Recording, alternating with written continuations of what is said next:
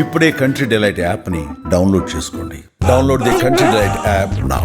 అది కదా మేము ఎస్ మామ కోడలు అసలు మామ కోడల సంగతి పక్కన పెట్టండి సార్. కాదు కాదు, ఒకటి బాబు గారు, నేను ఒకే ఒక క్వశ్చన్ అడుగుతాను, మీరు అడగండి. సూటిగా చెప్పండి. చెప్పండి మీరు ఒక మాట అన్నారు ఒక టీవీలో, ఏంటది? ఇప్పుడు నా తర్వాత నా ఇంటికి యజమానురాలు ఎవరు? మా కోడలు. ఓకే, నా తర్వాత నా కొడుకు తర్వాత వారసుడు ఎవరు? మనోడు. మనవడు. మరి మీ దగ్గర ఇన్ని వందల కోట్లు ఆస్తి ఉంది ఈ రోజు అంటున్నారు కాబట్టి, ఇన్ని వందల కోట్లు ఉన్నప్పుడు చిన్న చిన్నవి జరిగినప్పుడు అణిగిమణిగి ఉంటుంది ఏ ఆడదైనా. మీరు అన్నారు తనకు లగ్జరీ లైఫ్ కావాలి, లగ్జరీ కార్లు కావాలి, లగ్జరీ ఇల్లులు కావాలి అన్నది.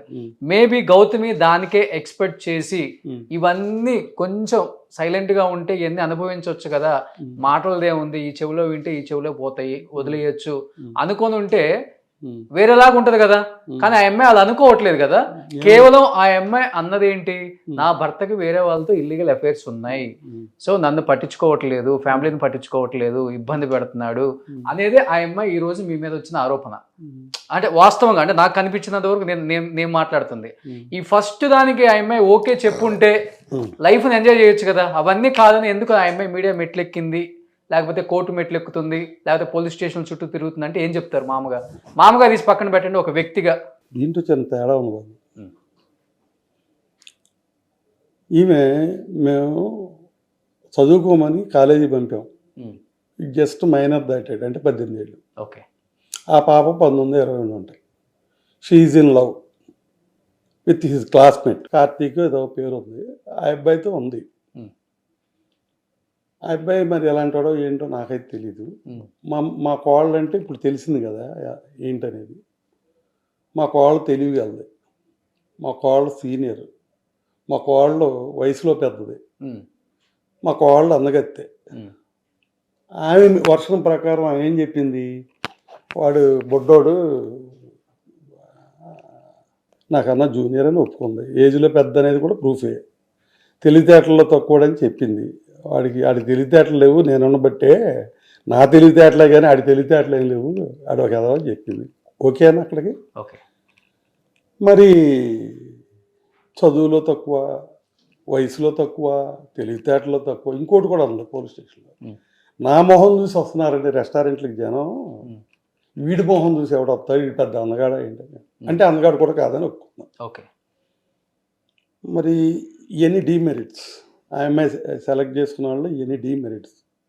ఇన్ని డీమెరిట్స్ ఉండి ఇంత అన్ఫిట్ ఫెలోని నువ్వు ఉన్న పర్సన్ వదిలేసి ఈయనెందుకు హ్యాండిల్ చేసావు, వీటితో ఎందుకు లవ్లో పడ్డావు, it is not first love for you. Okay. So second love A love మనకు అనవసరం. అసలు నేను మాట్లాడేది ఆ బ్రేకప్ మీకు తెలుసా? ఆ బ్రేకప్ అవి మనకు అనవసరం అండి. పక్కన మీరు అన్నారు కాబట్టి నేను అడుగుతున్నాను.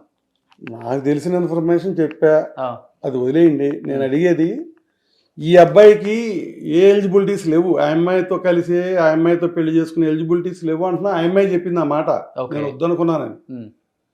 ఇంత పరిమాణంలోని నువ్వు ఎందుకు ఇష్టపడ్డావు, నువ్వు ఎందుకు లవ్ అన్నావు, ఎందుకు డేటింగ్ చేసావు, నువ్వు దొరికావు. ఇప్పుడు 2018-19లో మా చుట్టాల ఇంటికి వెళ్ళి వీళ్ళు ఆ గదిలో దూరితే వాళ్ళు మాకు కంప్లైంట్ ఇచ్చారు, మీ వాడు నడక బాగోలేదు, మీ వాడు పద్ధతి బాగోలేదు, మీ వాడు అమ్మాయిలు వేసి తిరుగుతున్నాడు, అర్జెంటుగా పిలిచి మందలించండి అన్నారు. పిలిచాను, మందలించాను. అబ్బాయి అదేం కాదు, నేను అమ్మాయిలతో తిరగటం అనేది తప్పు, ఆ అమ్మాయే ఆమెనే చేసుకుంటా, ఆయన ఇష్టపడ్డాను అన్నాడు. నేను చదువుకోమని పంపించావా, అంతా కలిపి ఫస్ట్ ఇయర్, నువ్వు చదువు అసలు స్టార్టింగ్లో ఉన్నావు, ఇప్పుడు లవ్ ఏంటి, నీ పని ఏంటి, ముందు నిన్ను ఎందుకు పంపాము, చదువుకోమన్నావు, చదువుకో, పూర్తి చేసుకో, ఈ అవకాశాలు ఏమాకని తిట్టాం. ఆ పాప ఎవరో మనకు తెలియదు కదా. సరే డాడీ నుంచి నేను జాగ్రత్తకుంటా, చదివి ఏదో చెప్పాడు, మనకు చెప్పే సమాధానం పిల్లలు చెప్తారు, చెప్పాడు, వెళ్ళాడు, ఆగల, జరుగుతూనే ఉంది. 100% స్టూడెంట్, 100 మార్కులు వచ్చే స్టూడెంట్ పని బాగా అదొక కింద యావరేజ్ స్టూడెంట్ అయ్యాడు. సరే అది అయ్యాడు, డిగ్రీ కూడా అయింది. వచ్చారు, వస్తే ఇట్లా సంగతి అని ప్రపోజల్ చెప్పారు. నాకు ఇష్టం లేదని చెప్పాను మా అబ్బాయికి. సరే ఇప్పుడు ఎవరు ఎంక్వైరీ వాళ్ళు చేసుకుంటారు కదా, మా గురించి వాళ్ళు ఎంక్వైరీ చేసుకుంటారు, వాళ్ళ గురించి మేము ఎంక్వైరీ చేస్తాం కదా. దీంట్లో నేను వద్దని చెప్పాను. తర్వాత ఆ పాప వాళ్ళు కూడా వచ్చారు. నాకు 2 పిల్లలు, వీటికన్నా 6 ఏళ్ళు పెద్దది మా అమ్మాయి. ఆ పాప పెళ్లి చేయాలి కదా, మాట్లాడదామన్నా మా అబ్బాయితో, అది వాళ్ళతో కాదు. వెళ్ళిపోయారు. అమ్మాయి ఎంబీ చదువుకుంది. మా వాడేమో film training institute Satyanand sir గారి దగ్గర చేరాడు. మళ్ళీ అయిపోయింది. ఆ ఐటమ్స్ కూడా అయిపోయాక మళ్ళీ వచ్చారు. వస్తే అప్పటికి సత్యానంద్ సార్ ఏం చేశారంటే, మంచి స్టూడెంట్, చాలా మంచి స్కిల్ ఉంది అతని దగ్గర అని, కొత్త స్టూడెంట్ అంటే ఈ జూనియర్స్తో సినిమా తీసేవాళ్ళు సత్యానంద్ సార్ గారిని అడుగుతారు, మీ హీరోయిన్గా లేకపోతే హీరోగా ఎవరైనా ఉంటే పిల్లల్ని పంపండి అని. వాళ్ళలో ఈయన సెలెక్ట్ చేసి అందరికీ చెప్పాడు. అందరికీ ఈయనే చెప్పాడు. సరే, వాళ్ళు నన్ను అప్రోచ్ అయ్యారు, మా అబ్బాయిని అప్రోచ్ అయ్యారు, వచ్చారు. సరే చేద్దామంటే చేద్దాం అనుకున్నారు. సినిమా అయిపోయింది. వీళ్ళు వచ్చారు కదా, ఈ పాపను పక్కన కూర్చోబెట్టుకుని, అమ్మ వద్దమ్మా, నేను సినిమా ట్రేడ్లో ఆల్రెడీ ఒక ప్రొడ్యూసర్ని, ఒక డిస్ట్రిబ్యూటర్ని, ఒక ఎగ్జిబిటర్ని, ప్రొడక్షన్, ఫిలిం ట్రేడ్లో అన్ని ఐటమ్స్లో నేను ఉన్నాను, నాకు అంతా తెలుసు. ట్రేడ్ ఎలా ఉంటుంది, ట్రేడ్లో మనుషులు ఎలా ఉంటారు, యాటిట్యూడ్స్ ఎలా ఉంటాయి నాకు తెలుసమ్మా. ఆ ట్రేడ్లో కానీ వెళ్ళేదక్కయితే నువ్వు చేసుకోవద్దని చెప్పి, వద్దు నీకు అని, వీడి వల్ల ఇబ్బంది అవుద్దు నీకు, వాడు తప్పు చేస్తాడని నేను అన్నాం, తప్పు చేసినా చేయకపోయినా కూడా ఇబ్బందే. హీరోయిన్స్తో మూమెంట్స్ ఉంటాయి ఫిలింలో, షూటింగ్లో, ఇవన్నీ ఏ ఆడపిల్లకైనా కొంచెం ఇబ్బంది. మోర్ ఓవర్ ఇంకోటి ఏంటంటే, ఇది చెప్పింది ఎండో, కాబట్టి నేనైతే వీడికి సర్టిఫైట్ అవ్వను, నీకు ఈ అబ్బాయి సూటబుల్ కాదు, నువ్వు మానే.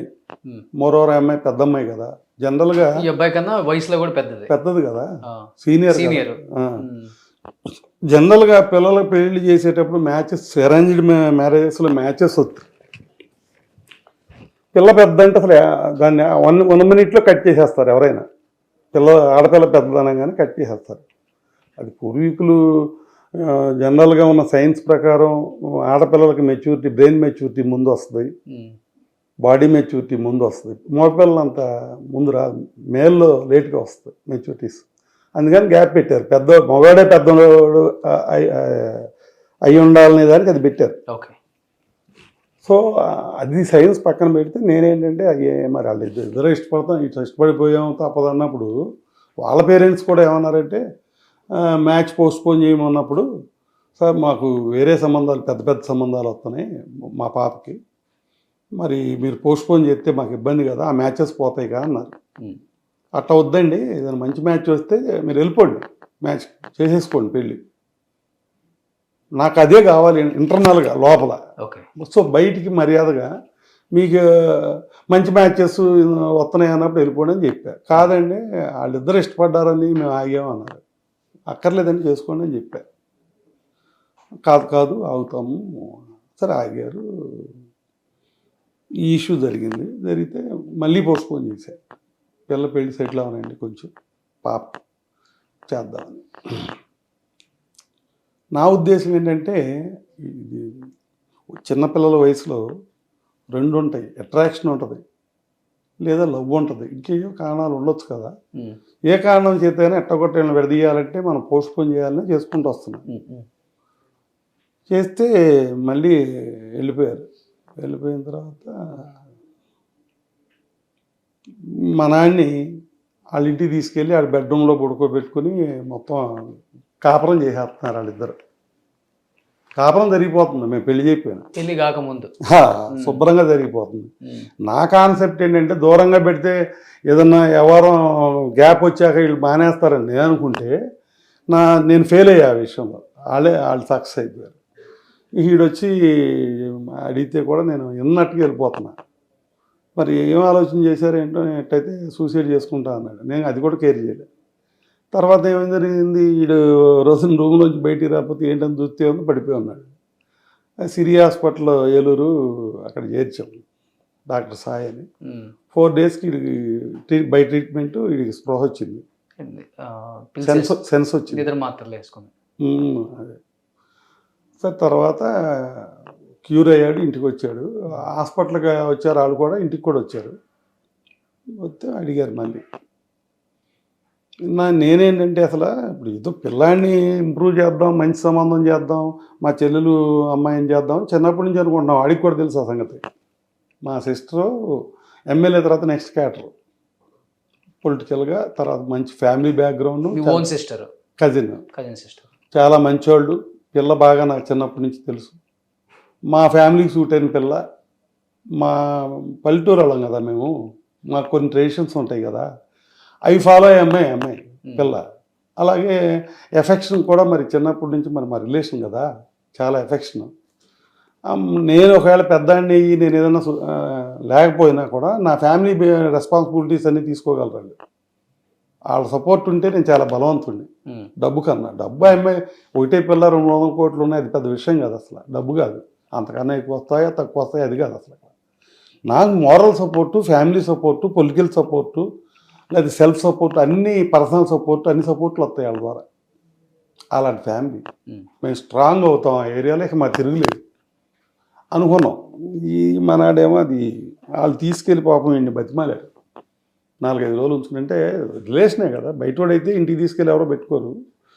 తీసుకెళ్ళి ఈయన ఒరేరే అంటారు తప్ప ఇదేం ఉండదు. ఎరా ఏంట్రా అని మాట్లాడారు. వీడేమో ఆ అమ్మాయికి మాట ఇచ్చాను, నా లైఫ్లో ఇంకా అయిపోయింది, లేడీ అంటే ఆ అమ్మాయిని తప్ప నేను ఎవరిని అలౌ చేయను, నేను మోసం చేయను, మాట ఇచ్చానని చెప్పి వచ్చి నా దగ్గరికి వచ్చేది అయిపోయాడు.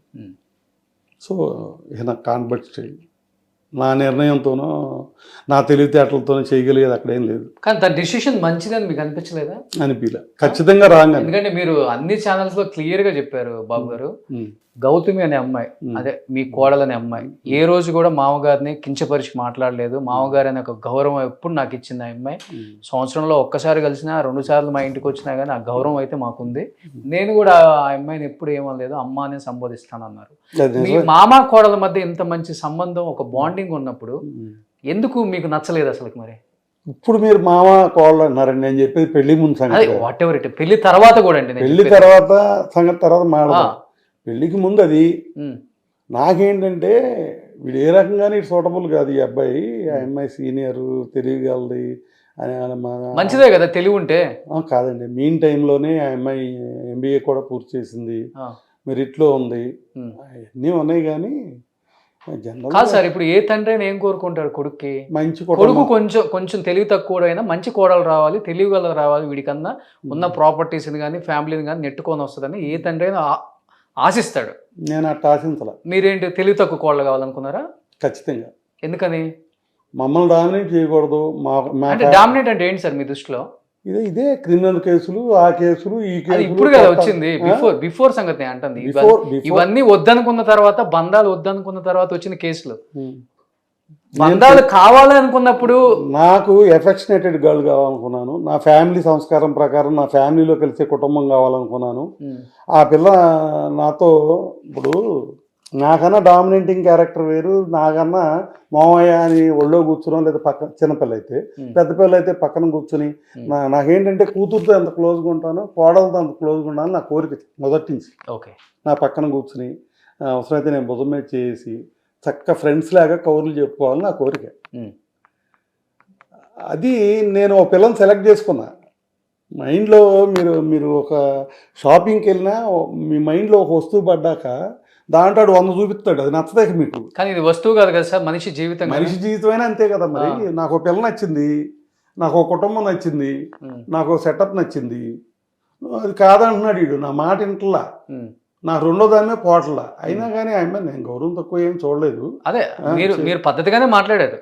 కాదు సార్, జరిగింది ఏంటంటే సరే కాన్ఫిడెంట్ స్టేజ్. వాళ్ళ పేరెంట్స్ కూడా ఏమనుకున్నారు నాకైతే కాదు, కానీ నేనైతే మా పిల్లోడే నాకు దక్కనప్పుడు పోయేటప్పుడు ఇంకా మనకు అనవసరం అని ఓకే చెప్పేసి వాళ్ళకి.